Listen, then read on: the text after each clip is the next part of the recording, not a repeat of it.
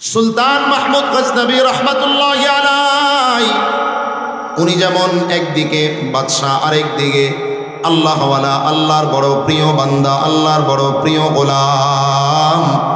সুলতান মাহমুদ গজনবী রহমতুল্লাহি আলাইহি 12 বছর পর্যন্ত আল্লাহর কাছে দুইটা দোয়া করে। কয়টা দোয়া করে? দুই দোয়া আল্লাহর কাছে করে 12 বছর পর্যন্ত। এক নম্বরে আল্লাহর কাছে দোয়া করে, মালিক জীবনে একবারও যদি হয় হাবিবে কিবরিয়া মুহাম্মদুর রাসূলুল্লাহ সাল্লাল্লাহু আলাইহি ওয়াসাল্লামকে স্বপ্ন যোগে আমার একটু দেখায় দিও।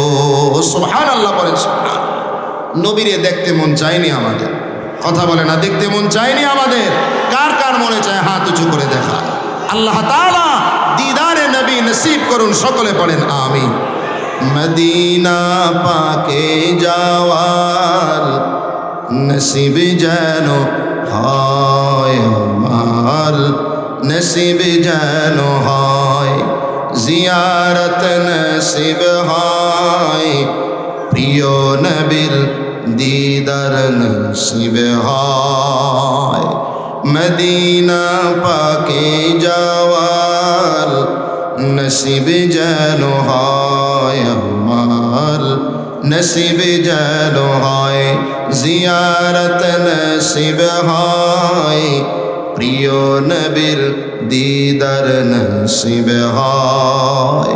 হতাম যদি আমি সেই মদিনার কোনো পাথর, সালাম জানাতাম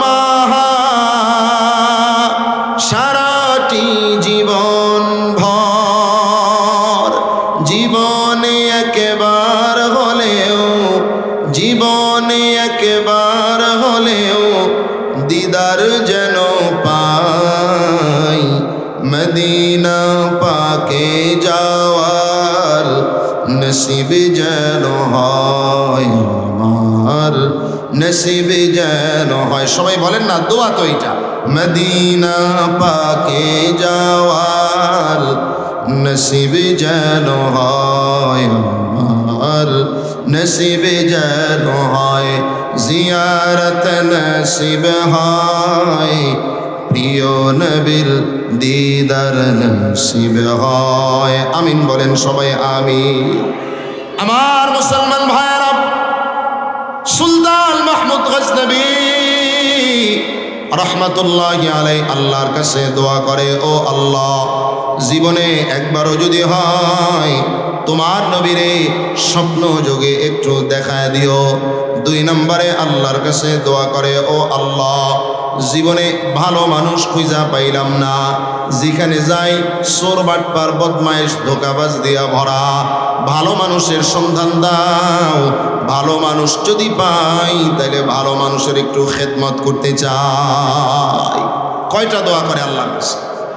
2 দোয়া করে। নবীর স্বপ্নে দেখার জন্য বিছানায় যায়, ঘুমাইতে যেই বিছানায় যায় 12 বছর পর্যন্ত পবিত্র বিছানার মধ্যে ঘুমায়।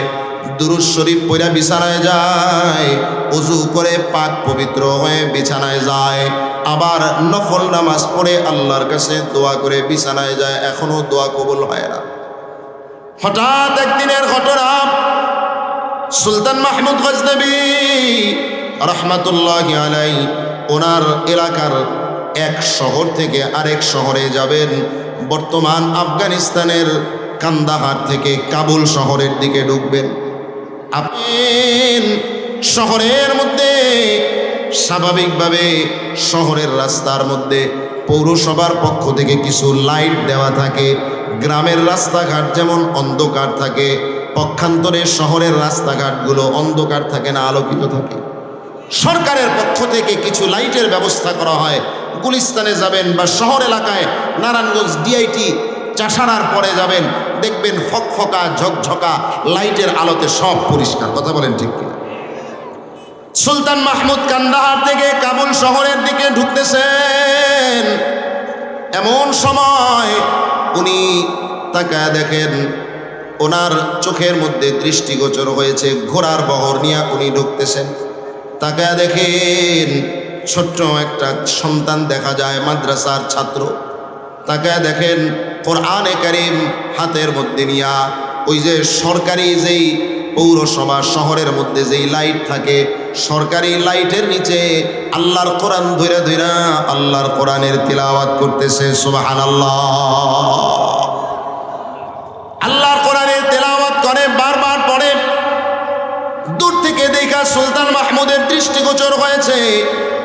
ঘোড়ার বগর থামাইয়া সুলতান মাহমুদ গজনবী রহমাতুল্লাহি আলাইহি এবার আস্তে আস্তে করে ছেলেটার কাছে গেছে। যা দেখে গায়ের মধ্যে শীতের পোশাক নাই, কনকন করে শীতের মধ্যে কাঁপতেছে। ছেলেটাকে বুকের মধ্যে জড়ায় ধরছে। শীতের সময় পাখিকে, কবুতরকে দেখবেন, যখন আপনারা যদি কেউ কবুতর পালেন, পাখি পালেন, বুকে ধরলে দেখবেন ওর ভিতরে ঠক ঠক ঠক ঠক করে কাঁপতে থাকে। ওই রকম বাচ্চাটাকে বুকের মধ্যে জড়ায় আনিছেন। বাচ্চাটা শীতে কনকন, শীতের মধ্যে থরথর করে কাঁপতেছে। ডাক দেয়া বলে, বাবা বাড়ি তোমার কোথায়? তোমার বাবার নাম কি? কোথায় তুমি বড়? এইখানে কেন এত রাত্রেবেলা? মাদ্রাসায় পড়ো নাকি? মাদ্রাসা থেকে বের করে দিছে। বলে, না না, আমার বাবা নাই, আমি তো একজন ইয়েতিম সন্তান। আমার মা বড় গরীব, আমাকে কাবুলের ওই হাফিজি মাদ্রাসায় ভর্তি করে দিয়েছে। আমি তো ওই মাদ্রাসায় পড়ি, সারাদিন মাদ্রাসায় থাকি, রাতের বেলাও মাদ্রাসায় বৈশা বৈশাই পড়ি, কিন্তু আমার মেধা বড় কম। রাত্র 10টা পর্যন্ত আমার সাথী ভাইয়েরা যে হারিকেন জ্বালায় পড়ে, আমিও আমার সাথী ভাইদের সাথে তাদের হারিকেনের আলোতে কোরআন ধইরা ধইরা পড়ি, কিন্তু আমার মেধা বড় কম। আমার ব্যক্তিগত কোনো হারিকেনও নাই, বাতিও নাই। 10টা বাজতে পরে সবার হারিকেন বন্ধ হয়ে যায়। সবাই যার যার হারিকেন নিয়া, সবাই যার যার হারিকেন, যার যার বাতি নিভায়া বিছানায় চলে যায়, ঘুমের ঘরে চলে যায়। কিন্তু আমার পড়া তো 10টা পর্যন্ত বললে মুখস্থ হয় না। নিজের একটা হারিকেনও নাই। কে দিবে আমারে হারিকেন কিনার? কে দিবে মাসিক হারিকেনের তেলের খরচ? একটা শীতের পোশাক কেনার টাকাই যার নাই, সে আবার হারিকেন কোথায় পাবে? কিন্তু সকালবেলায় ওস্তাদকে যদি পড়া শোনাইতে না পারি, তাহলে পরে ওস্তাদ তো আমারে শাস্তি দিবে, দণ্ড দিবে। কি করব? রাতের বেলায় 10টা বাজে, সবাই যখন ঘুমায় যায়, আমি আমার কোরআনটাকে নিয়ে এই কাবুলের শহরের মধ্যে চলে আসি। এই শহরের বাতিগুলো তো এমনি জ্বলে। এই বাতির নিচে বৈশা বৈশা গভীর রাত পর্যন্ত আল্লাহর কোরআন পড়ি, আর কোরআনটাকে, আমার পড়াটাকে মুখস্থ কইরা এরপরে মাদ্রাসায় যাই, যাতে সকালবেলায় উস্তাদকে ঠিক মতো সবক শোনাইতে পারি। সুবহানাল্লাহ বলেন, সুবহানাল্লাহ। মেধা যাদের কম থাকে, আমাদের উস্তাদরা বলতেন, আসাতাজায়ে কেরাম বলতেন, বাবা মেধা শক্তি যদি কম হয়, কিন্তু মেহনত যদি করতে পারো, আল্লাহ তাআলা মেহনতের বদলায় বহু মেধাহীন ছাত্র দিয়া দ্বীনের অনেক বড় বড় খেদমত আঞ্জাম দেওয়ায়। সুবহানাল্লাহ বলেন, সুবহানাল্লাহ। আমরা এরকম অনেক ছাত্র আমাদের এই ছোট্ট জীবনের মধ্যে দেখেছি, যারা আপনার দেখা যায় মেধা অনেক কম ছিল, অনেক নরমাল ছাত্র ছিল, কিন্তু মেহনত করেছে প্রচুর বেশি। আল্লাহ তাআলা মেহনতের বদৌলতে এক সময় এই দুর্বল ছাত্রটাকে হক্কানি রব্বানি আলেম হিসেবে কবুল করে নিয়েছেন। আলহামদুলিল্লাহ বলেন, আলহামদুলিল্লাহ। সুলতান মাহমুদ গজনবীকে ডাইকা বলতেছে, বাচ্চাটা আমার বাবা না, ইয়েতিম গরিব একজন সন্তান আমি, মা আমাকে হাফিজি মাদ্রাসায় ভর্তি করেছে, কিন্তু নিজের বাতি নাই, শহরের বাতি তো এমনি জ্বলে। এই বাতির নিচে বৈশা বৈশা গভীর রাত পর্যন্ত আমি আল্লাহর কোরআন পইরা পইরা আমার পড়া মুখস্থ করি। সুবহানাল্লাহ বলেন, সুবহানাল্লাহ। সুলতান মাহমুদ গজনবী রহমাতুল্লাহ আলাইহির কলিজার মধ্যে কথাগুলো লেগে গেছে। ডাক দেয়া বলতেছে, বাবা আমার সাথে চল, আমি তোরে আমার বাড়িতে নিয়ে যাব। তোর কি লাগবে? হারিকেন লাগবে, তোর হারিকেন দিয়ে দিব। তোর শীতের পোশাকের ব্যবস্থা আমি করে দিব। তোর যত মাসিক খরচ লাগে, যা লাগে, আমি তোর জন্য ব্যবস্থা করব, আমার সাথে চল। ছেলেটা ডাক দেয়া বলতেছে, না না, আমার আজকে যাওয়ার সময় নাই, রাত প্রায় শেষের দিকে, একটু পরেই সবক শোনানো লাগবে, এখন মাদ্রাসায় চলে যাওয়া লাগবে, আজকে যাইতে পারবো না। ঠিক আছে, আমি 2-3 দিন পরে লোক পাঠাবো, লোকের সাথে তুমি একটু আমার মাদ্রাসায় যাইবা, আগে আগে পাঠাবো। ঠিক আছে। চলে গেছে সুলতান মাহমুদ। 2-1 দিন পরে লোক পাঠা দিছে, শাহী ঘোড়া নিয়ে একজন লোক চলে আসছে। আয়সা তাকায়া দেখতেছে ছোট্ট ছেলেটা প্রতিদিনের মতো আল্লাহর কোরআন হাতের মধ্যে নিয়ে বসে বসে পড়তেছে, আল্লাহর কোরআন মুখস্থ করে।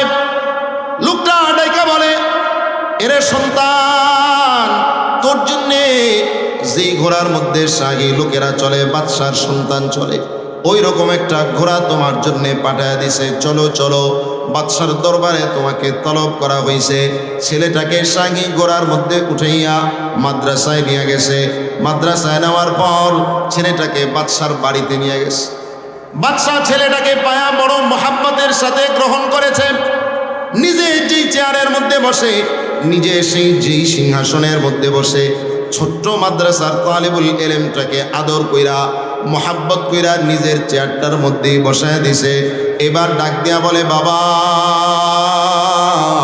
বল বল, তোর হারিকেনের জন্য কয় টাকা লাগবে? হারিকেনের জন্য 10 টাকা। তোমার হারিকেনের মাসিক তেলের খরচ 10 টাকা, তোমার শীতের পোশাকের খরচ এত টাকা, মাসিক হাত খরচ তোমার এত টাকা, এত টাকা, এত টাকা। এইভাবে কইরা কইরা, এইভাবে কইরা কইরা আপনার একের পর এক হিসাব করে মাসিক কত টাকা খরচ লাগে সবগুলো হিসাব করছে। এবার বৎসরে কয় টাকা সন্তানের খরচ লাগে সব খরচ হিসাব করে এবার পুরা খরচটা যতগুলো টাকা লাগে সবগুলো টাকা আইনা একটা কাপড়ের খুঁতির মধ্যে ঢুকাইছে তদানীন্তন সময়ের অবস্থা অনুযায়ী। এবার খুঁতিটা ওই ছাত্রটার হাতে দিয়া বলে, বাবা যাও যাও, এখানে 1 বছরের তোমার যত খরচ লাগে সমস্ত খরচ ঢুকায় দিলাম। 1 বছর পরে যখন আবার তোমার টাকাগুলো শেষ হয়ে যাবে, আমি সুলতান মাহমুদকে বলবা, আমি যতদিন তুমি কোরআনের তালিবুল ইলম ততদিন তোমার সমস্ত খরচের ব্যবস্থা করব আমি সুলতান মাহমুদ।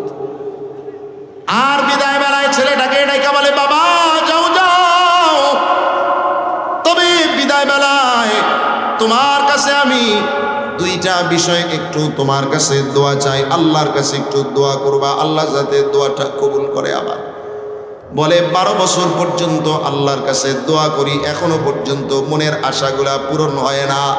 কি দোয়া চাচা?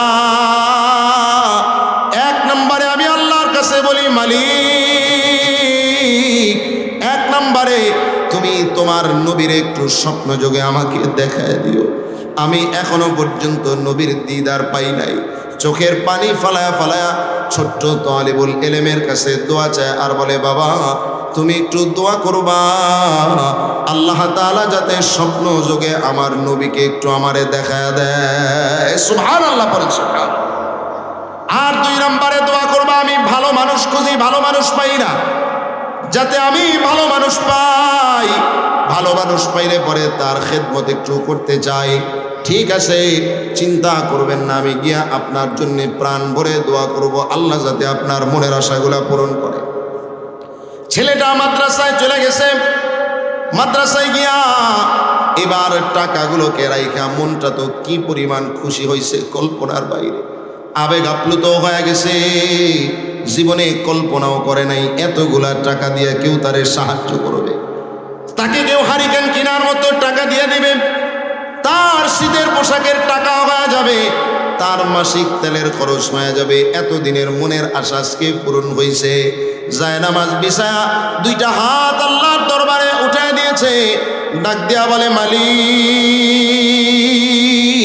তোমার বান্দা তোমার এই ছোট্ট গোলামের মনের আশাগুলো যে পূরণ করছে, তুমিও তোমার বান্দার মনের আশাগুলোকে পুরা কইরা দিও। আল্লাহু আকবার বলেন, আল্লাহু আকবার। তোমার বান্দার দিলের তামান্নাগুলো যে পুরা করছে পারছে, তোমার বান্দার হাজতগুলো যে পুরা করছে, তুমিও তোমার সেই বান্দার দোয়াগুলা কবুল কইরা নাও। তোমার বান্দাকে তোমার নবীরের স্বপ্ন যোগে দেখা দাও, ভালো মানুষ মিলা দাও। ছোট্ট জবান দিয়া দুনিয়ার সবচাইতে ভালো মানুষটা যখন ছোট্ট ছোট্ট জবানের কথাগুলো দিয়া আল্লাহর কাছে দোয়া করছে, আল্লাহ তাআলা ছোট্ট তালেবুল ইলমের দোয়াটাকে আর ফিরায় দেয় না। তোমাকে ডাকি যদি একবার আল্লাহ, আমাকে কাছে টানো বারবার। আল্লাহু আকবার বলেন, আল্লাহু আকবার। আমার মুসলমান ভাইরা, এবার ছোট্ট সন্তান মাদ্রাসার তালেবুল ইলম যখন আল্লাহর কাছে দোয়া করছে, ওইদিকে বাদশাহ সুলতান মাহমুদ ঘুমের ঘরে চলে গেছে। বিছানায় প্রতিদিনের মতো ওযু কইরা নফল নামাজ পড়া দুরূদ শরীফ পড়ে যখন বিছানার মধ্যে গিয়া শুইছে, আজকের রাতে চোখ দুইটা বন্ধ কইরা ঘুমের ঘরে যাইতে দেরি হইছে। আমার আল্লাহ তাআলা পয়গম্বরে আরবি মুহাম্মদুর রাসূলুল্লাহ সাল্লাল্লাহু আলাইহি ওয়াসাল্লামকে সুলতান মাহমুদের ঘুমের ঘরে স্বপ্ন যোগে দেখায়া দিতে আর দেরি করে নাই। সুবহানাল্লাহ বলেন, সুবহানাল্লাহ। ঘুমের মধ্যে সুলতান মাহমুদ তাকায় দেখে নবী আরবি সাল্লাল্লাহু আলাইহি ওয়াসাল্লাম তার ঘরে হাজির হয়ে গেছে।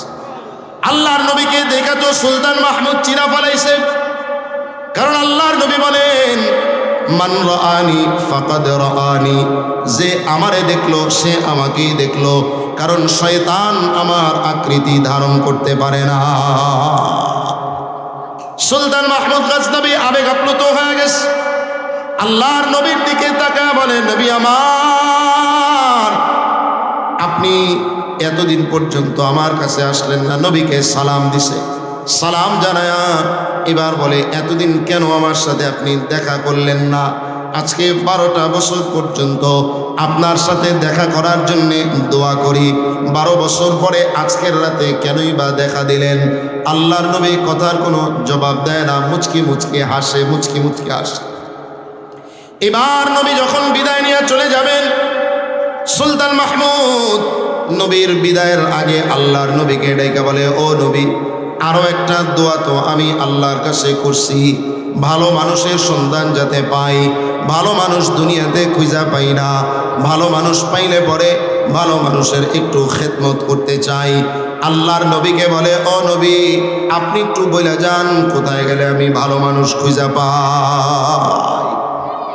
আল্লাহর নবী এবার সুলতান মাহমুদকে ডাইকা বলে, এরে সুলতান, এরে সুলতান মাহমুদ, নিজেকে নিজে বড় পণ্ডিত মনে করো, নিজেকে নিজে বড় জ্ঞানী মনে করো, মানুষও তোমাকে অনেক জ্ঞানী মনে করে। আমি তো দেখি তোমার মধ্যে কোনো জ্ঞান নাই, তোমার মধ্যে কোনো ইলম নাই। আমি নবী তো বইরা গেছি, এতদিন পর্যন্ত 12 বছর পর্যন্ত তোমার মনের আশা পূরণ হয় না, দোয়াগুলো কবুল হয় না। আজকের রাতে একজন দুনিয়ার সবচেয়ে ভালো মানুষের খেদমত করার কারণে আমার আল্লাহ তাআলা রাতের বেলায় ঘুমানোর সাথে সাথেই আমি নবীর সাক্ষাৎ তোমারে নসিব করে দিছে। সুবহানাল্লাহ। আমি নবী তো বলে গেছি, খায়রুকুম মান তাআল্লামাল কুরআনা ওয়া আল্লামা। আমি নবী তো বলেছি, তোমাদের মধ্যে সবচেয়ে ভালো মানুষ হলো ওই ব্যক্তি যে নিজে কোরআন শিখে এবং অন্যকে কোরআন শিখায়। সুবহানাল্লাহ বলেন, সুবহানাল্লাহ। এই জন্যে সন্তানগুলোকে কোরআনওয়ালা বানানোর দরকার আছে না? আরো জোরে বলেন, দরকার আছে না নাই?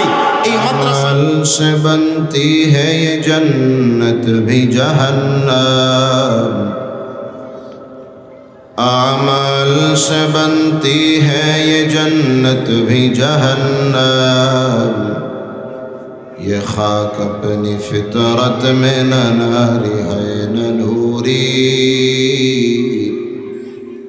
ये खाक अपनी फितरत में न नारी है न नूरी, इखलास की आमाल ये जन्नत की हमरा,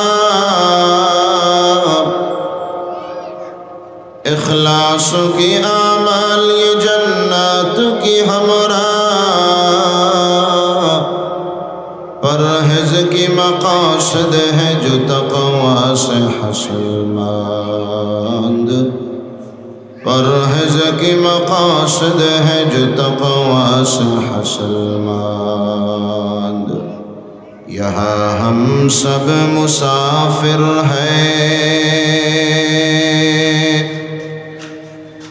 क़ब्र आखिर ठिकाना।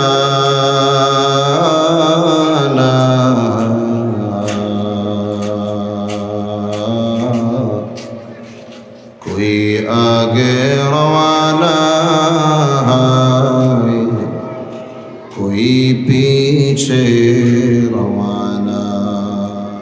তোমরা তোমাদের নিজেদেরকে হেফাজত করো, নিজেরা নিজেদেরকে বাঁচাও।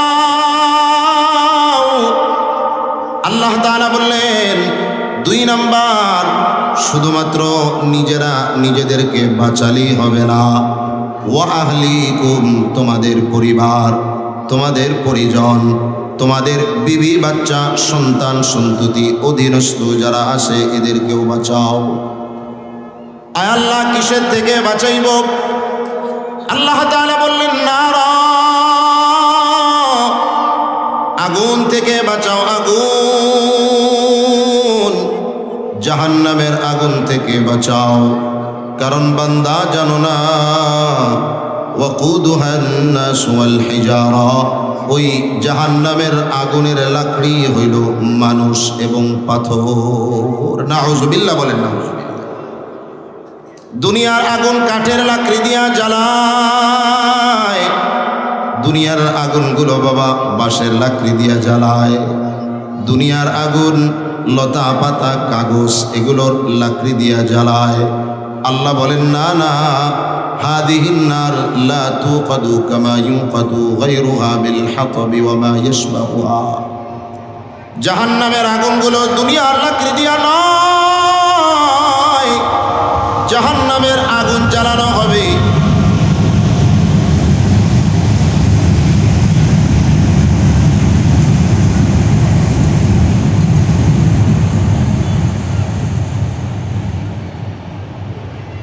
জাহান্নামের আগুন জ্বালানো হবে কি দিয়া বলেন না? মানুষ এবং পাথর দিয়া। আল্লাহর নবী একদিন এই আয়াতে কারিমা তিলাওয়াত করলেন। ওয়াইন্দাহু বাদু আসহাবিহি, আল্লাহর নবীর সামনে কতক সাহাবায়ে কেরাম বসা ছিলেন। ওয়া ফীহিম শাইখুন, সাহাবীদের মধ্যে একজন বৃদ্ধ মানুষ ছিলেন। আল্লাহর নবী যখন আয়াত পড়লেন, বৃদ্ধ মানুষটা আল্লাহর নবীকে জিজ্ঞেস করলেন, ও নবী, হিজারতু জাহান্নামা কা হিজারাতিদ দুনিয়া, জাহান্নামের পাথরগুলো কি দুনিয়ার পাথরের মতো নাকি?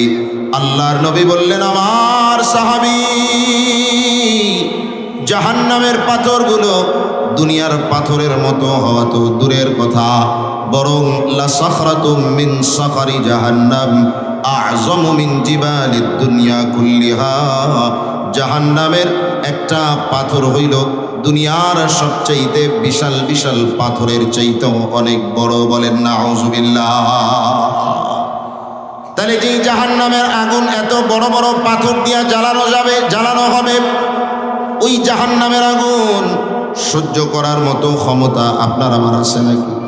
কথা বলে না, সহ্য করার ক্ষমতা আছে। তাহলে দুনিয়ার আগুন তো সহ্য করার ক্ষমতা আমাদের আছে কিভাবে? হ্যাঁ, দুনিয়ার আগুনে, চুলার আগুনের মধ্যে 10 মিনিট হাত দিয়া আঙ্গুল দিয়া ধরে রাখা যাবে কি বলে? মোমবাতির আগুনের মধ্যে তো রাখা যাবে 5 মিনিট 1 সেকেন্ড। আল্লাহ তাআলা বললেন, গোলাম, দুনিয়ার আগুন সহ্য করতে পারবা না, অথচ জাহান্নামের আগুন থেকে নিজেরা নিজেকে বাঁচাও না। আল্লাহ তাআলা বললেন, ইন্নাল্লাযীনা কাফারু বিআয়াতিনা সাওফা নুসলিহিম নারা, নিশ্চয়ই আমি আল্লাহ তাআলা যারা আমার আয়াতগুলোকে কুফরি করবে, আমার আয়াতের নাফরমানি যারা করবে, আমি আল্লাহ তাআলা অচিরেই তাদেরকে জাহান্নামের আগুন দিয়া জ্বালাবো, অচিরেই তাদেরকে জাহান্নামের আগুনে দগ্ধ করব। আমার ভাইয়েরা, বলেন তো দেখি, দুনিয়ার আগুনে যখন মানুষ ভালো কইরা জ্বলে, ভালো কইরা পড়ে, মানুষগুলো জীবিত থাকে নাকি মরে যায়? কথা বলে না, জিন্দা থাকে নাকি মরে যায়? আমি ওই যে নারায়ণগঞ্জে তল্লাতে যেই মসজিদে আসি, ওই মসজিদের পাশের মসজিদের নামই হলো বাইতুস সালাত। আপনারা বিগত কয়েক বছর আগে নিউজে দেখেছেন, অনেকে সরাসরি দেখেছেন, মসজিদের মধ্যে এসি ব্রাস্ট হয়ে আগুন লেগে মসজিদের মুসল্লিরা দুনিয়া থেকে বিদায়, মসজিদের ইমাম সাহেবও বিদায়, মুয়াজ্জিন সাহেবও দুনিয়া থেকে বিদায়। আমি ওই ইমাম সাহেবের বাড়িতেও গিয়েছি, যেখানে তাকে দাফন করা হয়েছে, সেখানে মাহফিলে গিয়েছিলাম। ওনার ছেলে এখন ওই মসজিদের ইমাম, আমাদের বন্ধু মানুষ। মসজিদের তো এমনও অনেক মুসল্লির কথা শুনেছি, এমনও অনেক মানুষের কথা শুনেছি, মানুষগুলো দীর্ঘদিন চিকিৎসা নেয়ার পর উপরের ঘাগুলো শুকায় যখন বাড়ি আসছে, কিন্তু ভেতরের কলিজাটা এখনো পর্যন্ত ঠিক হয় নাই। অনেকে তো এমনও হয়েছে দীর্ঘদিন চিকিৎসা নিয়ে বাড়িতে আসার পর হঠাৎ করে দুনিয়ার থেকে বিদায়। বাবারে, পোড়ার যন্ত্রণা, পোড়ার শাস্তি বড় কঠিন। পোড়ার ক্ষত সহজে শুকায় না। আল্লাহ তাআলা বললেন, আমি দুনিয়ার আগুনের চাইতে আরো 69 গুণ পাওয়ারের আগুন দিয়া জাহান্নামে জ্বালাবো। জাহান্নামের আগুনের মধ্যে বান্দা যখন জ্বলবে, মনে করছেন দুনিয়ার আগুনে জ্বললে যেমন পুড়ে মরে যায়, জাহান্নামের আগুনেও তো মরেই যাবে। আল্লাহ বলেন, না না, লা ইয়ামুতু ফিহা ওয়ালা ইয়াহইয়া। জাহান্নামের আগুনের মধ্যে বান্দা মরবেও না, বান্দা যেন জিন্দাও থাকবে না। এক অসহনীয় কষ্ট, যন্ত্রণা জাহান্নামের মধ্যে সহ্য করতে হবে। কাল্লা ইন্নাহা লাযা নাযাআতাল লিশশাওয়া। শরীরের চামড়াগুলো আগুনের লেলিহান শিখা, লাগার সাথে সাথে চামড়াগুলো খুলে পড়বে। তাহলে পরে কি হবে? আল্লাহ তাআলা বললেন, কুল্লামা নাদিজাত জুলুদুহুম বাদদালনাহুম জুলুদান গায়রাহা লিয়াযুকুল আযাব ইন্নাল্লাহা কানা আজিজান হাকীমা।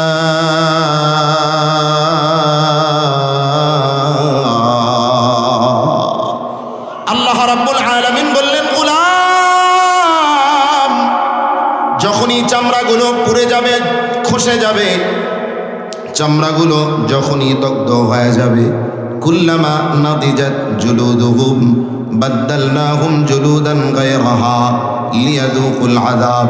আমি আল্লাহ রাব্বুল আলামিন সাথে সাথে আবার বান্দার নতুন চামড়া গজায় দিব। বলেন নাউযুবিল্লাহ। নতুন চামড়াগুলো কত দ্রুত গজাবে, চামড়াগুলো কত দ্রুত পুড়বে। নবীর সাহাবী মুআয ইবনে জাবাল রাদিয়াল্লাহু তাআলা আনহু বলেন, শরীরের নাফরমানদের চামড়াগুলো এত দ্রুত পুড়বে আর এত দ্রুত আবার গজাবে, প্রতি মুহূর্তে অন্তত 100 বার বান্দার চামড়া পুড়বে আর নতুন চামড়া আল্লাহ গজায় দিবেন। বলেন নাউযুবিল্লাহ। হাসান বসরি রাহমাতুল্লাহি আলাইহি বলেন, যখন নাকি বান্দার চামড়াগুলো পুড়ে যাবে, খসে যাবে, আবার বলা হবে চামড়াগুলো আবার আগের মতো হয়ে যাও। আল্লাহ তাআলা বলতে দেরি হবে, শরীরের চামড়াগুলো আবার নতুন গজাইতে এক মুহূর্ত দেরি হবে না। মাথার উপর দিয়া জাহান্নামীদেরকে জাহান্নামের আগুনের ফুটন্ত গরম পানি ঢাইলা দেয়া হবে। يصب من فوق رؤوسهم الحميم يسحر به ما في بطونهم والجلود ولهم مقامع من حديد। আল্লাহ তাআলা বলেন, জাহান্নামীদের মাথার উপর দিয়া গরম পানি ঢাইলা দেয়া হবে। কি বলেন, সহ্য করতে পারবেন তো আপনারা? দুনিয়ার মা বোনেরা অনেক সময় যখন মাছ ভাজে, তরকারি রান্না করার আগে পেঁয়াজ ভাজে, মাঝে মধ্যে হঠাৎ করে তেলের গরম সিটা যখন হাতের মধ্যে লাগে, হাতের চামড়াটা উঠা যায়। কথা বলেন ঠিক কিনা? আহারে কারো গায়ের মধ্যে যদি কখনো গরম পানি পড়ে অবস্থাটা কেমন হয়। আমি একবার গেলাম, হয়তো বছরখানিক আগে হবে, আমি ঢাকার জাতীয় বার্ন ইউনিটে গিয়েছি একজন রোগী দেখার জন্য। একটা মাদ্রাসার ছাত্র, চাঁদপুরের একটা মাদ্রাসায় পড়াশোনা করে, হাফিজুল কোরআন, সবেমাত্র হাফিজ হয়ে এরপরে আপনার কিতাবখানায় ভর্তি হয়েছে, তাইসির জামাতে ভর্তি হয়েছে। ছেলেটা মাদ্রাসায় যখন খাবার আনার জন্য গিয়েছে, আল্লাহ তাআলার ইচ্ছা, আল্লাহ তাআলার কুদরত, মাদ্রাসায় খাবার আনার জন্যে বড় মাদ্রাসায় যদি যায় তখন সিরিয়াল ধরে লম্বা লাইনে দাঁড়াতে হয়। এরপরে খাবার দেওয়ার আগে, খাবার দেওয়ার সময় বড় ঝুড়িতে ভাত রান্না করে রাখা হয়, বড় পাতিলের মধ্যে তরকারি রান্না করে রাখা হয়, বড় ডেকচির মধ্যে, ড্যাগের মধ্যে, পাতিলের মধ্যে গরম ডাল রান্না করে রাখা হয়। ছেলেটা খাবার তুলতে গিয়া সিরিয়ালে দাঁড়ায়, হয়তো লাইনের মধ্যে কারো ধাক্কা খেয়ে ছেলেটা ডালের পাতিলের মধ্যে ওর চেহারাটা পুড়ে গেছে। আহারে আমি তাকায় দেখলাম চেহারার দিকে তাকানো যায় না,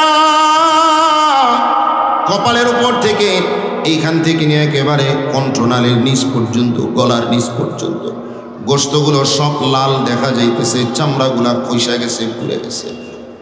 উপরে প্লাস্টিক করে রাখছে, কথা বলতে পারে না, কণ্ঠনালীটা সিদ্ধ হয়ে গেছে, ভেতর থেকে আওয়াজ বের হয় না। আমি ছেলেটার দিকে তাকাইতে পারি না, এত ভয়ঙ্কর। আল্লাহ তাআলাকে ডেকে বললাম, মালিক, দুনিয়ার আগুনেরই যদি এ অবস্থা হয়, দুনিয়ার ফুটন্ত গরম পানিও না, গরম ডালের মধ্যে পড়লে যদি তোমার বান্দার এ অবস্থা হয়, তাহলে পরে জাহান্নামের মধ্যে যখন জাহান্নামের আগুনে ফুটন্ত গরম পানি বান্দার মাথার উপর দিয়া যখন ঢালবে, কেমনে সহ্য করবো রে মাওলা। আয় আল্লাহ, আপনি আমাদেরকে জাহান্নাম থেকে মুক্তি দান করেন, পড়ে না আমি। ইউসহারু বিহি মা ফি বুতুনিহিম ওয়াল জুলুদ, বান্দার শরীরের চামড়াগুলো, ভেতরের নাড়ি ভুঁড়িগুলো যা আছে সব গলে যাবে, গইলা গইলা হাদিসের মধ্যে আসছে পায়খানার রাস্তা দিয়া বের হয়ে জুপ জুপ করে পড়তে থাকবে। বান্দাগুলো কষ্ট সইতে পারবে না, জাহান্নাম থেকে বের হতে চাইবে, জাহান্নাম থেকে হামাগুড়ি দিয়া দিয়া বের হতে চাইবে। আল্লাহ তাআলা বলেন, ওয়ালাহুম মাকামিউ মিন হাদিদ কুল্লামা আরাদু আন ইয়াখরুজু মিনহা মিন গাম্মিন উঈদু ফিহা ওয়াযুকু আযাবাল হারিক। জাহান্নামের ফেরেশতারা লোহার মুগুর নিয়া দরজার মধ্যে দাঁড়ায় থাকবে, যেই না বান্দা বের হতে চাইবে অমনি মুগুরের বাড়ির চোটে একেবারে গুড়া গুড়া বানায়া আবার জাহান্নামের দিকে নিক্ষেপ করা হবে। আর ফেরেশতারা ডাইকা ডাইকা বলবে, বান্দা দুনিয়াতে জাহান্নাম থেকে নিজেকে নিজে বাঁচাও নাই, আজকে একটু চাইখা দেখো আল্লাহ তাআলার জাহান্নামের আযাব কত কঠিন। সবাই পড়েন, আল্লাহুম্মা আজিরনি মিনান নার, আল্লাহুম্মা আজিরনি মিনান নার, আল্লাহুম্মা আজিরনি মিনান নার।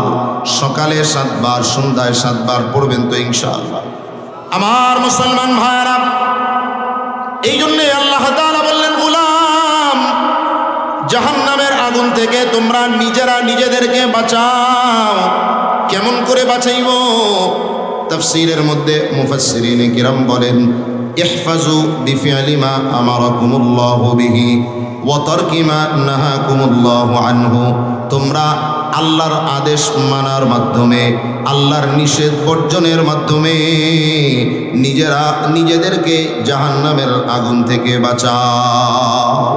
আল্লাহর আদেশ আমাদের জানা আছে না নাই? কথা বলে না, জানি কি জানি না? আল্লাহ তাআলার অনেক আদেশ, অনেক নিষেধ, প্রত্যেকটাই গুরুত্বপূর্ণ। আল্লাহ তাআলার অন্যতম একটি আদেশ আর নিষেধ হচ্ছে হালাল খাওয়া, হালাল উপার্জন করা, হারাম কি করা? কথা বলে না। হালাল খাওয়া, হারাম বর্জন করা। একটা হাদিস হাদিস আপনাদেরকে শোনাই।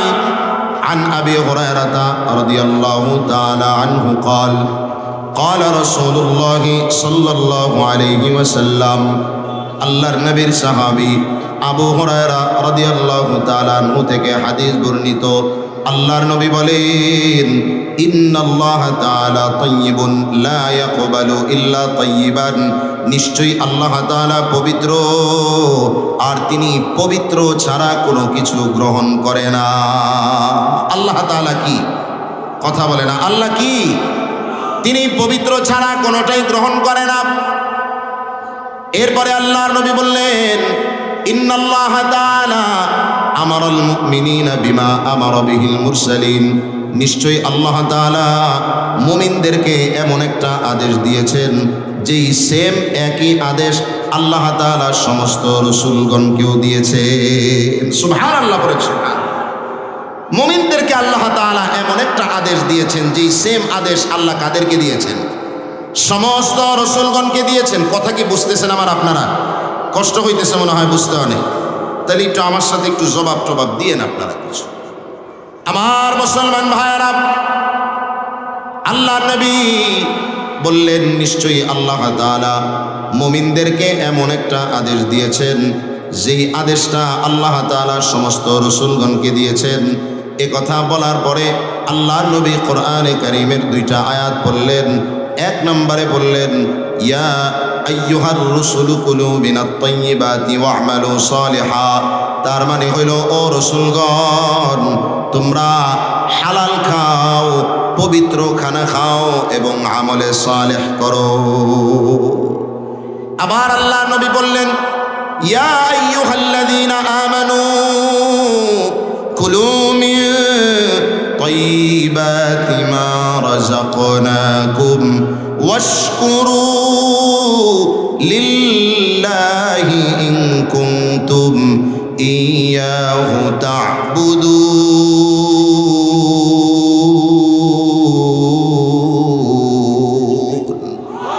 আল্লাহ রাব্বুল আলামিন বলেন, গোলাম, ও ঈমানওয়ালারা, তোমরাও হালাল খানা খাও। আমি আল্লাহ তাআলা যেই রিজিক দিয়েছি ওইখান থেকে যেটা পবিত্র ওইটা খাও এবং আমি আল্লাহ তাআলার শুকর আদায় করো। দুই আয়াত পড়ার পরে যাকারার রাজুলা, আল্লাহর নবী একজন লোকের কথা আলোচনা করলেন। ইউতিলুস সাফারা, যেই লোকটা অনেক লম্বা সফর করেছে। কি করেছে বলেন না? লং টাইম কি করেছে? সফরের হালাতে মুসাফিরের জন্য কিছু বিশেষ সুযোগ সুবিধা যিনি দিয়েছেন তিনি কে? আল্লাহ তাআলা। যেমন সফরের হালাতে যারা মুসাফির হয়ে যায়, শরীয়তের পরিভাষায় যাদেরকে মুসাফির বলা হয়, তথা 48 মাইল দূরে অর্থাৎ 72 কিলোমিটার দূরে 15 দিনের কম থাকার নিয়তে কেউ যদি সফর করে, তাহলে ওই ব্যক্তিকে শরীয়তের পরিভাষায় মুসাফির বলা হয়। কি বলা হয়? মুসাফিরের জন্য আল্লাহ তাআলা 4 রাকাতওয়ালা ফরজ নামাজগুলোকে কয় রাকাত করে দিয়েছেন? 2 রাকাত করে দিয়েছেন। মুসাফিরের জন্য এইরকম অনেকগুলো ফ্যাসিলিটি আছে। এর মধ্যে মুসাফিরের জন্য একটা ফ্যাসিলিটি এইটাও, মুসাফির যদি আল্লাহর কাছে কোনো দোয়া করে, আল্লাহ তাআলা মুসাফিরের দোয়াকে ফিরিয়ে দেয় না। রাসূল বলেছেন 3 ব্যক্তির দোয়া আল্লাহ তাআলা কি করেন না? সালাসাতুন দাওয়াতুন মুস্তাজাবাতুন, 3টা দোয়া আল্লাহর কাছে কবুল। এর ভেতরে একটা দোয়া হইল দাওয়াতুল মাজলুম, মাজলুমের দোয়া। মাজলুম যদি কখনো আল্লাহর কাছে দোয়া করে জালেমের বিরুদ্ধে, মাজলুমের দোয়ার মাঝে আর আল্লাহর মাঝে কোনো পর্দা থাকে না। লাইসা বাইনাহা ওয়া বাইনাল্লাহি হিজাব। আল্লাহ তাআলা হাদিসে কুদসির মধ্যে বলেন, লা আনসুরান্নাকা ওয়ালাউ বাদা হিন, যদি একটু দেরিতেও হয় আমি আল্লাহ অবশ্যই অবশ্যই মাজলুমকে সাহায্য করব। কথা বলেন ঠিক কিনা? মাজলুমকে আল্লাহ তাআলা সাহায্য করেছেন কি করেন নাই? জোরে বলেন, করছেন কি করেন নাই? এই জন্য সাবধান, কেউ ক্ষমতা পাইয়া কেউ উপরের স্তরে থেকে নিম্নের মানুষের উপরে কখনো জুলুম করা যাবে।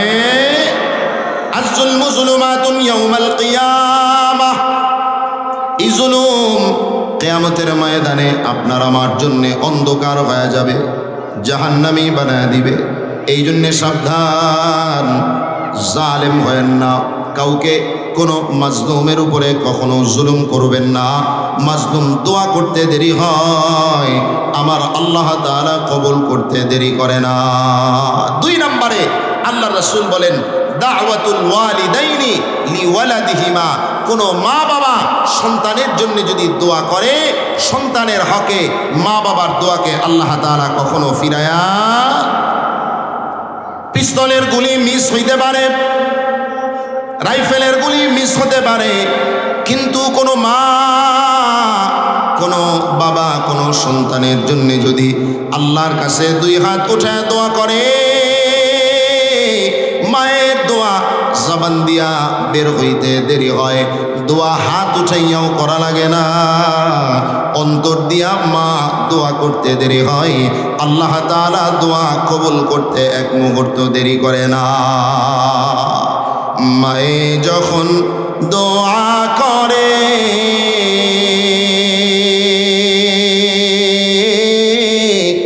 চলে যায় আরশ পরে,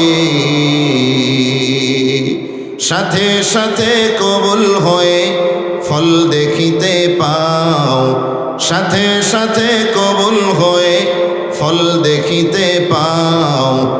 মায়ের দোয়া লও হে মুমিন, মায়ের দোয়া লও, মায়ের দোয়া লও হে মুমিন, মায়ের দোয়া লও। নিজে নিজে মনে করো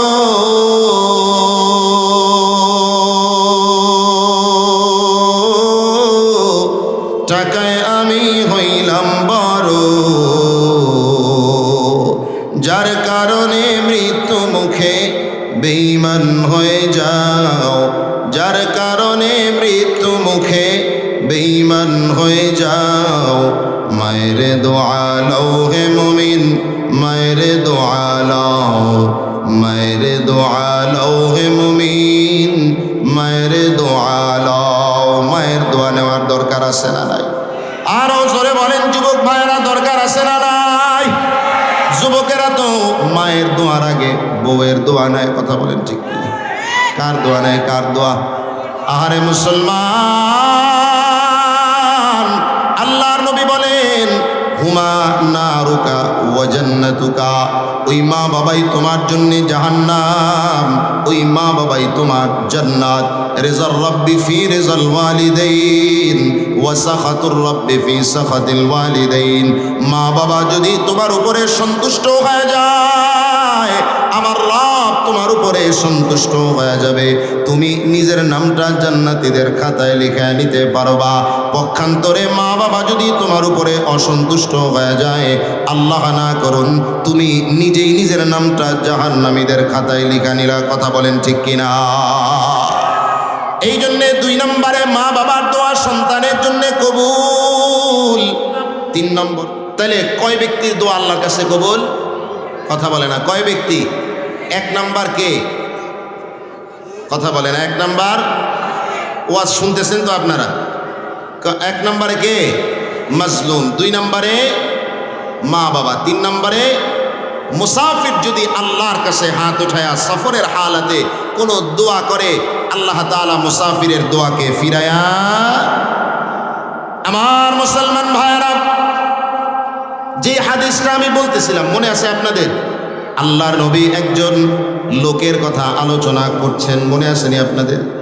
একজন লোকের কথা আলোচনা করলেন, ইউতিলুস সাফারা, যে ব্যক্তি লম্বা সফর করেছে, লং টাইম সফর করার কারণে একেবারে আশআসা আকবারা, ওনার চুলগুলো এলোমেলো হয়ে গেছে, ওনার শরীরটা ধুলাবালিতে মলিন হয়ে গেছে।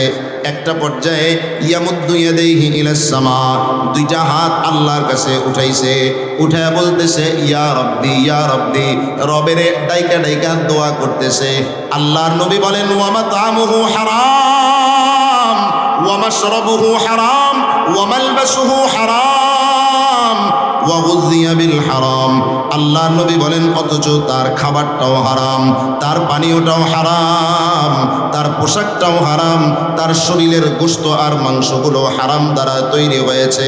আল্লাহর নবী বলেন ফাআন্না ইউস্তাজাবু লাহু, তাইলে পরে এমন ব্যক্তির দোয়া আল্লাহ তাআলা কেমন কইরা কবুল করবেন? বলেন নাউযুবিল্লাহ।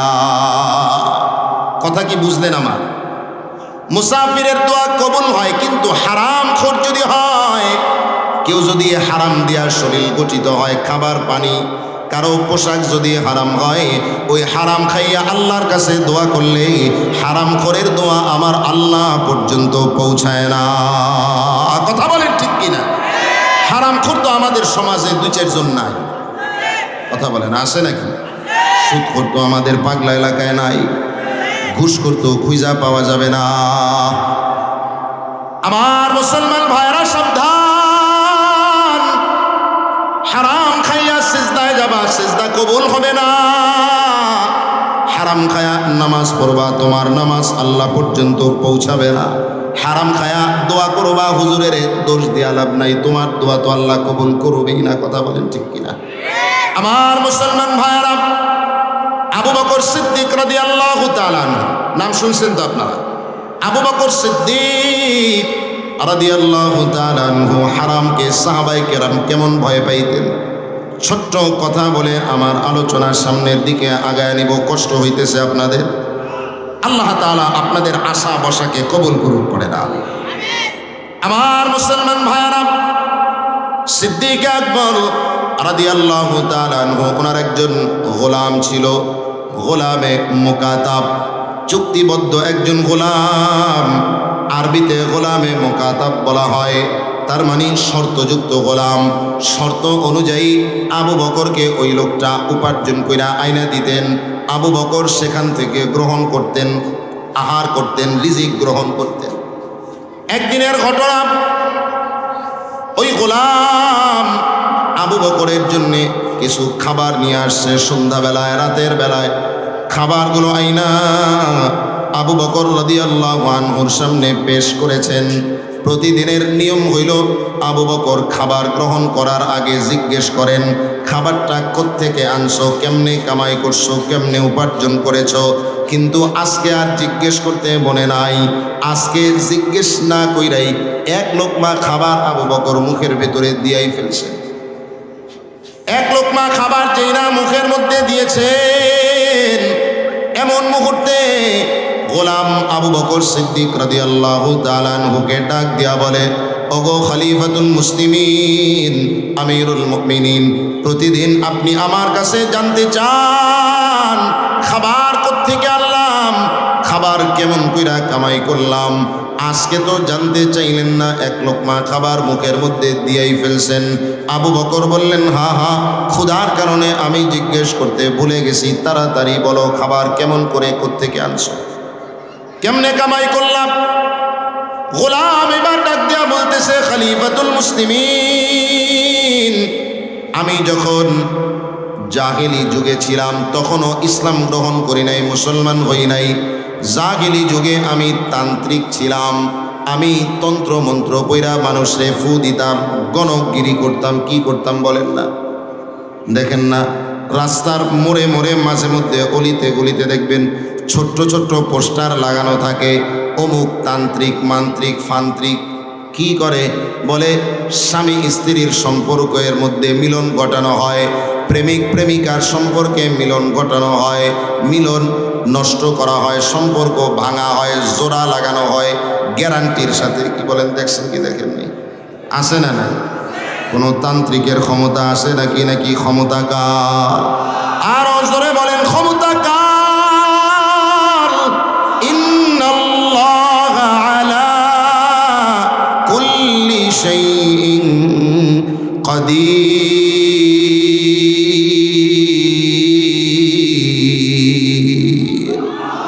কাদের কুদরত দারি বরকামাল, আন্তা রব্বি আন্তা হাসবি যুল জালাল।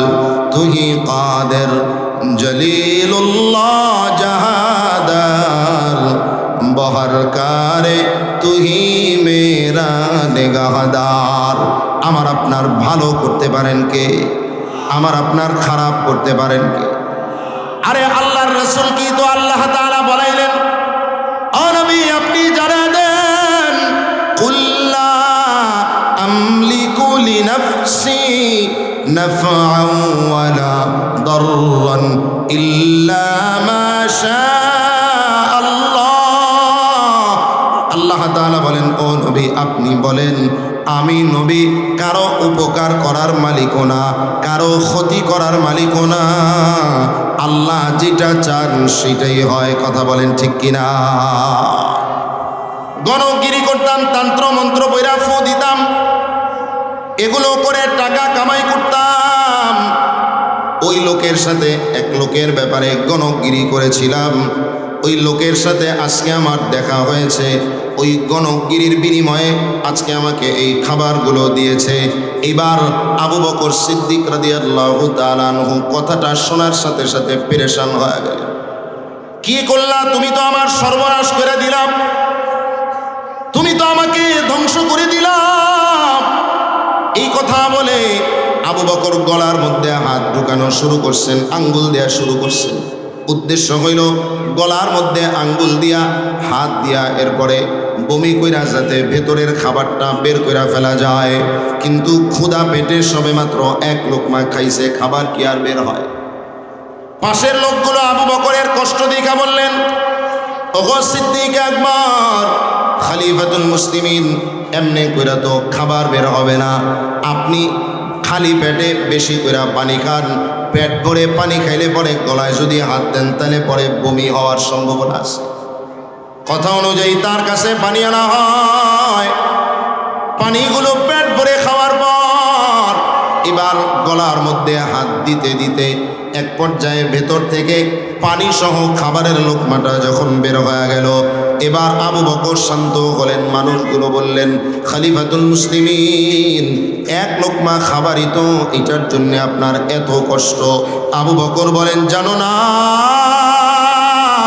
সামিআতু রাসূলুল্লাহি সাল্লাল্লাহু আলাইহি ওয়াসাল্লাম কুল্লু লাহমিন নাবাতা মিন সুহতিন কানাতিন নারু আওলা বিহি।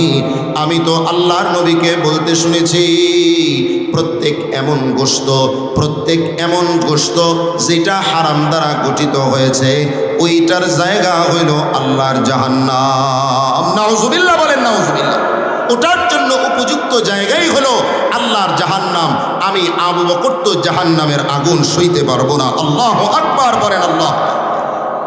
অথচ সাহাবায়ে কেরামের গুনাহ ছিল, এতটুকু হারামকে তারা কি পরিমাণ ভয় পাইতেন।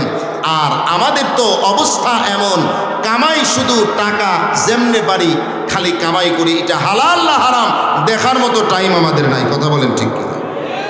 আল্লাহর রাসূল এটাই বলে গেছেন, এমন একটা সময় আসবে কিয়ামতের আগে আমার উম্মত শুধু কামাই করবে, হালাল না হারাম ওইটা দেখার সময় নাই। অথচ আল্লাহর নবী বললেন, হারাম খাইলে, হারাম দিয়া গোশত গঠিত হইলে ওইটার জায়গায় হইল জান্নাত নাকি জাহান্নাম। তাইলে আজকে থেকে আমাদেরকে প্রতিজ্ঞাবদ্ধ হতে হবে, আমরা হালাল খাবো, হারাম কখনো খাবো, কথা বলে না, হারাম উপার্জন করব। আল্লাহ তাআলা আমাদেরকে হারাম থেকে বেঁচে থাকার তৌফিক দান করুক, পড়ে না। তাইলে আল্লাহ রাব্বুল আলামিন বললেন, তোমরা নিজেরা নিজেদেরকে জাহান্নাম থেকে বাঁচাও। শুধু কি নিজেরা নিজেদেরকে বাঁচালেই হবে নাকি পরিবারকেও বাঁচাতে হবে? কথা বলে না, কাদেরকে বাঁচাতে হবে? কারণ আপনি নিজে যেমন আগুনে জ্বলবেন এটা যেমন আপনি চান না, আপনার সন্তান আগুনের মধ্যে পড়বে এটা আপনি চান নাকি? কথা বলে না, চান। এই জন্য আল্লাহ তাআলা বললেন, ওয়া আহলিকুম নারা, তোমাদের পরিবার পরিজন সন্তান সন্ততি এদেরকেও জাহান্নামের আগুন থেকে বাঁচাও। আমার মুসলমান ভাই, অথচ আমাদের মধ্যে এমন অনেক বাবা আছে, এমন অনেক মা আছে, নিজে যদিও নামাজ পড়ে, 5 ওয়াক্ত নামাজ পড়ে, নিজে ফজরেও যায়, জোহরেও যায়, আসরেও যায়, মাগরিবেও যায়, এশাও যায়, অথচ ঘরের মধ্যে 15 বছরের একটা সন্তান, ঘরের মধ্যে 20 বছরের একটা সন্তান, ঘরের মধ্যে 25 বছরের একটা সন্তান পড়ে, ইন্টার ফার্স্ট ইয়ারে, সেকেন্ড ইয়ারে পড়ে, মেট্রিকে পড়তেছে, সন্তানটাকে জীবনে কোনোদিন নামাজের কথা বলে না। কি বলেন, আছে না? না। মা তো সন্তানটারে ফজরের সময় ভুলেও ডাক দেয় না, কারণ সন্তানটা আদরের ছেলেটা তো রাত 2টা বাজে মোবাইল টিপতে টিপতে 2টা বাজে ঘুমাইছে। কয়টা বাজে ঘুমাইছে? সবে মাত্র ফজরের সময় ঘুমটা গভীর হইছে, মাত্র ভালো ঘুমটা শুরু হইছে। এখন কেমরে পোলাটারে ডাক দেয়। আরবের একজন মা আসছেন একজন শায়েখের কাছে, একজন উস্তাদের কাছে আইসা বলতেছেন, উস্তাদ, আমার সন্তানকে আমি ফজরের নামাজের সময় উঠাইতে পারি না। বলে, কেন? ভালো কইরা ডাক দিবেন না উঠলে? বলে, ভালো করে ডাকি, যতই ভালো করে ডাকি এরপরেও ওঠে না। বলে, যদি না ওঠে তাহলে পরে হাদিসের কথা অনুযায়ী পানি ছিটায় দিবেন। কি ছিটায় দিবেন? পানি ছিটায় দিবেন। বলে, পানি ছিটায় দিই, তারপরেও তারা ওঠে না। নাউমুহুম আমিক, তাদের ঘুম অনেক গভীর ঘুম, যতই পানি ছিটাই তারপরেও ওঠে না। বলে, পানি ছিটাইলেও যদি না ওঠে তাইলে পরে আপনি তাদের গায়ের মধ্যে পানি ঢাইলা দিবেন। কি ঢাইলা দিবেন? কি বলেন? ল্যাপ তোষকের বিছানার মধ্যে পানি ঢাইলা দিলে কেমন হয়? মা বলতেছেন, ওগো শায়েখ, উস্তাদ, ল্যাপ তোষকের বিছানার মধ্যে কি পানি ঢাইলা দেওয়া যায় নাকি? উস্তাদ এবার ডাক দেয়া বলতেছেন, কথা তো ঠিকই বলছেন, তবে আপনার কাছে আরো একটা প্রশ্নের জবাব আমি জানতে চাই। বলতেছেন, ওগো সন্তানের মা, আপনার সন্তান যেই ঘরে থাকে ওই ঘরের মধ্যে এয়ার কন্ডিশন আছে নাকি? এসি লাগানো আছে নাকি? বলে, হ্যাঁ, আমার সন্তানের ঘরে এসি করা, এয়ার কন্ডিশন করা আমার সন্তানের ঘর। বলতেছে, ঠিক আছে, মনে করেন আপনার সন্তান বিছানার মধ্যে ঘুমায় আছে, আপনার সন্তানের ঘরের মধ্যে ইলেকট্রিসিটির কোনো প্রবলেমের কারণে ঘরের এসি ব্রাস্ট হইয়া ঘরের চতুর্দিক দিয়া আগুন লেগে গেছে। আস্তে আস্তে আগুনগুলো আপনার সন্তানের বিছানার দিকে আসতেছে। মা হিসেবে আপনার ভূমিকাটা তখন কি হবে? এবার মা বলতেছে, কি বলেন ওস্তাদ, সন্তানের গায়ে আগুন লাগবে বা হয়া কেমনে সহ্য করব? যেমনি পারি তাড়াতাড়ি সন্তানটাকে টাইনা টুইনা উঠাইয়া ঘর থেকে বাইরে বের করব। বলে, না, কেমনে বের করবেন? সন্তান তো আপনার ডাকে ঘুম থেকে উঠবে না, সে তো গভীর ঘুমে ঘুমায়। এবার মা ওস্তাদকে ডাইকা বলতেছে, যদি তাকে টাইনা না বের করতে পারি, প্রয়োজনে ল্যাপ তোষক কম্বল খাতা বালিশ যা আছে সব সহ টাইনা ঘেসরায়া ঘরের দরজার বাইরে বের করে ফালায় দিব। এরপরেও সন্তান আমার আগুনে জ্বলবে, মা হইয়া নিজের চোখ দিয়া এই দৃশ্য কখনো দেখতে পারবো না। ওস্তাদ এবার ডাক দিয়া বলতেছে, ওগো সন্তানের মা, আপনার সন্তান দুনিয়ার আগুনের মধ্যে জ্বলবে, এটা আপনি মা হইয়া সহ্য করতে পারবেন না। অথচ দুনিয়ার আগুনের চাইতে জাহান্নামের আগুনের পাওয়ার তো 69 গুণ বেশি পাওয়ারের আগুন। ওই আগুনের মধ্যে সন্তান যখন নাফরমানির কারণে জ্বলবে, আপনি মা হইয়া কেমনে সহ্য করবেন? শুধু তো সন্তানই জ্বলবে না, সন্তানগুলো যদি নাফরমান হয়, সন্তানগুলো যদি বেনামাজি হয়, সন্তানগুলো যদি আল্লাহর নাফরমান বান্দা হয়, কিয়ামতের দিন যদি সন্তানের ফয়সালা হয়ে যায় জাহান্নাম, ওই সন্তানগুলো নিজে একাই শুধু জাহান্নামে যাবে না, তারা তো আল্লাহ তাআলার কাছে মা বাবার বিরুদ্ধে, বড়দের বিরুদ্ধে নালিশ করবে আর বলবে, রব্বানা ইন্না আতা'না সাদাতানা ওয়া কুবারানা ফাআদাল্লুনাস সাবিলা রব্বানা আতিহিম দি'ফাইনি মিনাল আযাব ওয়ালআনহুম লানান কাবীরা। আল্লাহ তাআলাকে ডেকে বলবে, মালিক, আয় আমাদের রব, আমরা তো আমাদের লিডারদেরকে মানছি, আমরা তো আমাদের নেতাদেরকে মানছি, আমরা তো আমাদের বড়দেরই অনুসরণ করছি, আমাদের মা বাবা, আমাদের গার্জিয়ান যারা ছিলেন তাদেরকে অনুসরণ করেছি। তারা আমাদেরকে ঈমান শিখায় নাই, তারা আমাদেরকে নামাজের কথা বলে নাই, তারা আমাদেরকে কিতাবের এলেম কখনো শিখায় নাই। আর তারা আমাদেরকে পথভ্রষ্ট করছে। একে তো এলেম শিখায় নাই, ঈমান শিখায় নাই, দ্বিতীয়ত পথভ্রষ্ট করছে। দুই অন্যায়ের কারণে আগে তাদেরকে ডাবল আযাব দিবেন, দিআফাইনি মিনাল আযাব, এরপরে আমাদেরকে আযাব দিবেন। বলেন নাউযুবিল্লাহ। তাহলে সন্তানদেরকে জাহান্নাম থেকে বাঁচানোর দরকার আছে না নাই? আরো জোরে বলেন, দরকার আছে না নাই? এরে সন্তানের বাবা ও সন্তানের মা, এই জন্যে সাবধান, সন্তানটাকেও জাহান্নামের আগুন থেকে বাঁচান, নাইলে সন্তানও যেমন যাবে আপনাকেও নিয়ে যাবে। সন্তানটাকে 7 বছর বয়স হইলেই পরে নামাজের নির্দেশ দেওয়া লাগবে। কয় বছর বয়স? কথা বলে না, কয় বছর? عن عمرو بن شعيب عن أبيه عن جده قال قال رسول الله صلى الله عليه وسلم مروا أولادكم بالصلاة وهم أبناء 7 سنين واضربوهم عليها وهم أبناء 10 وفرقوا بينهم في المضاجع। আল্লাহ নবী বলেন, তোমাদের সন্তানগুলোর বয়স যখন 7 বছর হয়ে যায় তখনই সন্তানগুলোকে নামাজের অর্ডার দাও। আর যখন বয়স 10 বছর হয়ে যায় সন্তানগুলোকে তখন প্রয়োজনে নামাজের জন্যে দণ্ড দাও। কি দাও? কথা বলেন, কি দাও?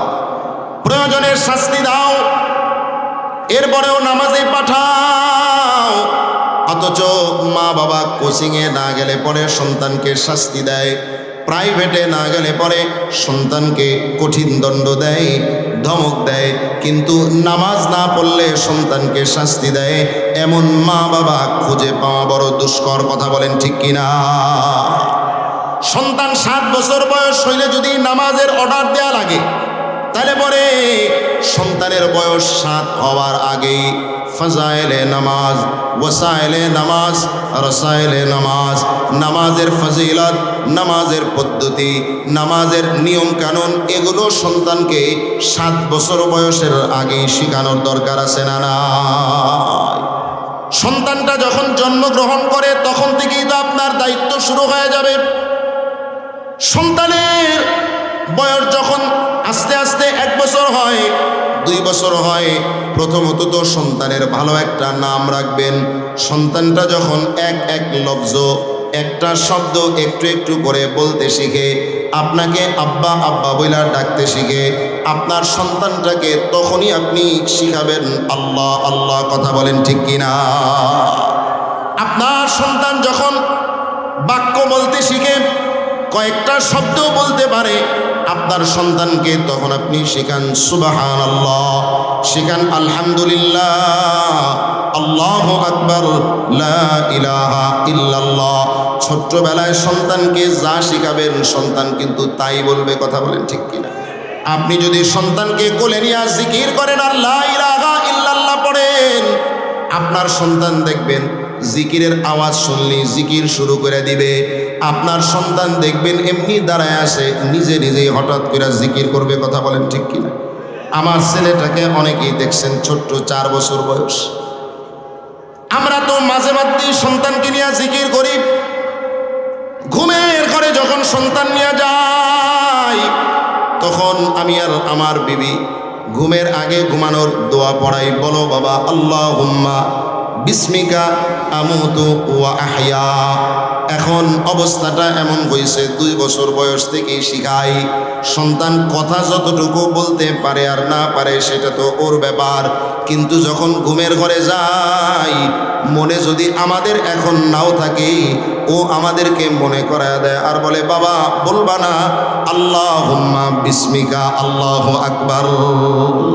পুরা না পারলেও অল্প অল্প যখন লাগে কোথাও জিকিরের আওয়াজ শুনে এমনি এমনি বলা শুরু করে, লা ইলাহা ইল্লাল্লাহ, লা ইলাহা ইল্লাল্লাহ।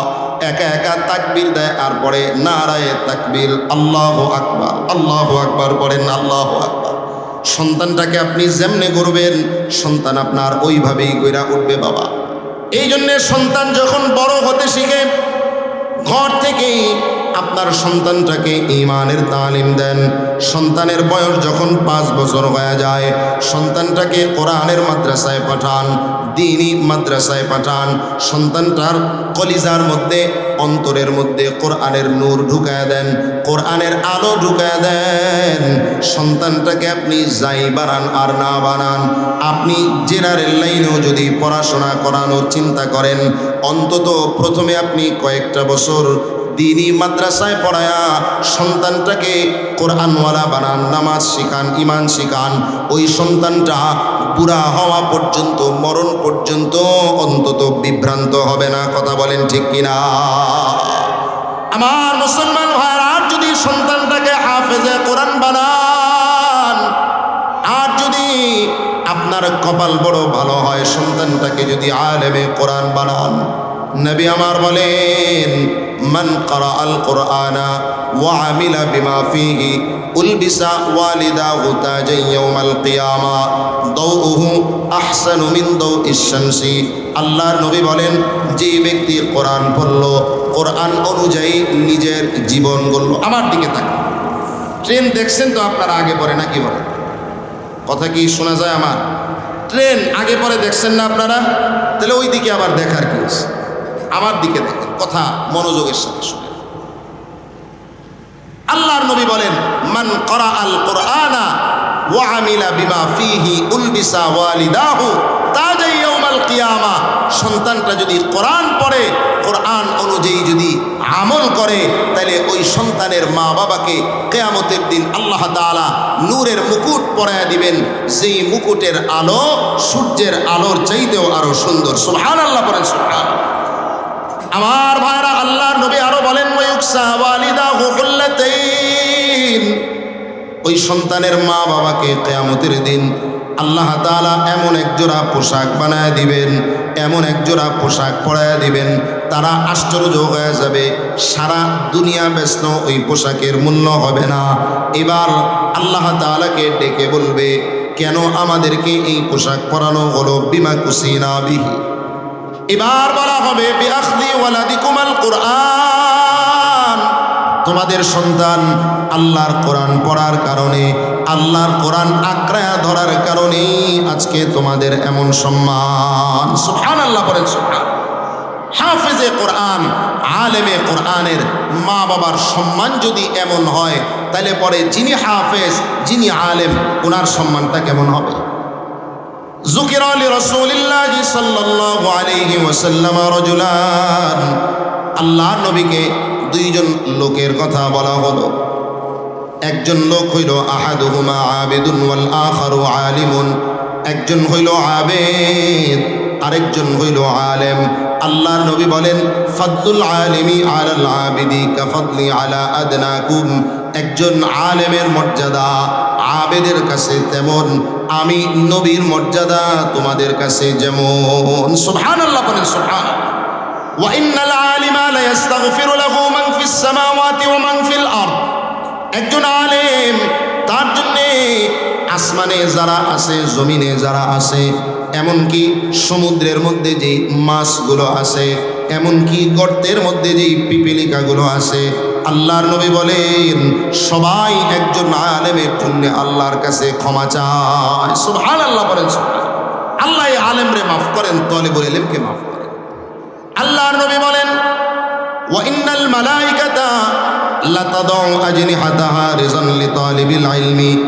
আল্লাহর নূরের ফেরেশতারা তাদের তালিবুল ইলমদের সম্মানে তাদের নূরের পাখাগুলো, ডানাগুলো তালিবুল ইলমদের পায়ের নিচে বিছায়া দেয়। সুবহানাল্লাহ বলেন, সুবহানাল্লাহ। দেবী না বা কেন?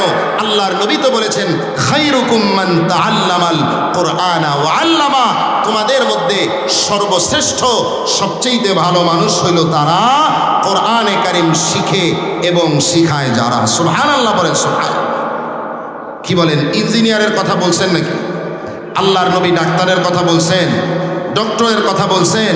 নবী বললেন তোমাদের মধ্যে সবচাইতে ভালো মানুষ হইল তারা কোরআন শিখে এবং কোরআন শিখায় যারা। অনেকে বলে মাদ্রাসা তো এখন অনেক, মাদ্রাসা অনেক হবে না তো কি হবে, বার বেশি হবে নাকি? কথা বলে, মাদ্রাসাই তো বেশি হওয়া দরকার। মাদ্রাসাগুলো হইল ইমানকে পাওয়ারফুল করার এক একটা আপনার কি বলে, কারেন্টের যেখানে বিদ্যুৎ উৎপাদন হয় সেটাকে কি বলে? পাওয়ার হাউস বলে না? Powerhouse. মাদ্রাসাগুলো হচ্ছে ইমানের পাওয়ার হাউস। আল্লাহু আকবার বলেন, আল্লাহু আকবার।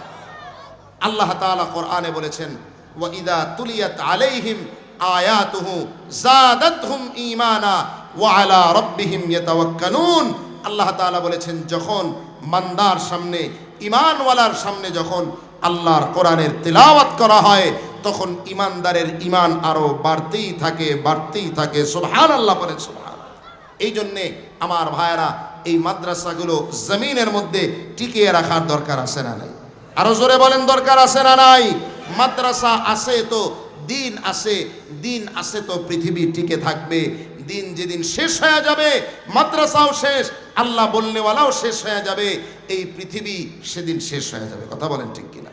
এই জন্যে মাদ্রাসাগুলোকে আল্লাহ তাআলা টিকায় রাখার তৌফিক দান করুক। আমাদের সন্তান সন্ততি, আমাদের পরিবার পরিজন, অধীনস্থ যারা আছে, তাদেরকেও জাহান্নাম থেকে বাঁচানোর, ঈমান শিখানোর, দ্বীনি ইলম শিখানোর তৌফিক আল্লাহ তাআলা দান করুক। সকলে পড়ি আমিন।